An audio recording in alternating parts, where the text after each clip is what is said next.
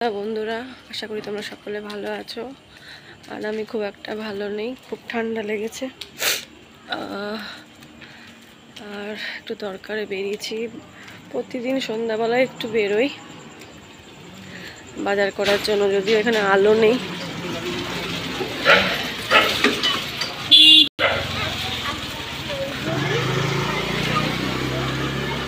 তো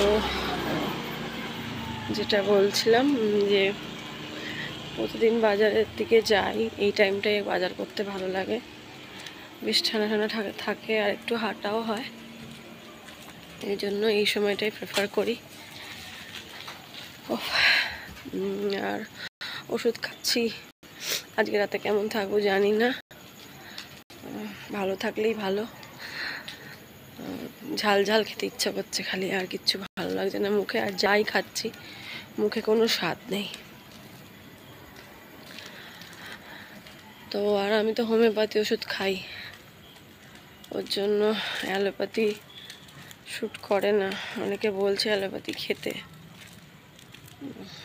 দেখি দুদিন দেখি, তারপর যদি না কমে তারপর নয় দেখা যাবে। তো ভাবলাম রাস্তা চলতে চলতে ফাঁকা আছে, একটু তোমাদের সাথে গল্প করি। অনেকদিন কথা বলা হয় না সেভাবে, 2-3 দিন ব্লগও দিতে পারছি না। ভিডিও ফোনের মধ্যে আপলোড করা রয়েছে কিছু, কিন্তু ওটা এডিটও করা হয়নি আর দেওয়াও হয়নি। তো যতক্ষণ এডিট না করা হয় ওই ভিডিওগুলো ছাড়তে পারবো না।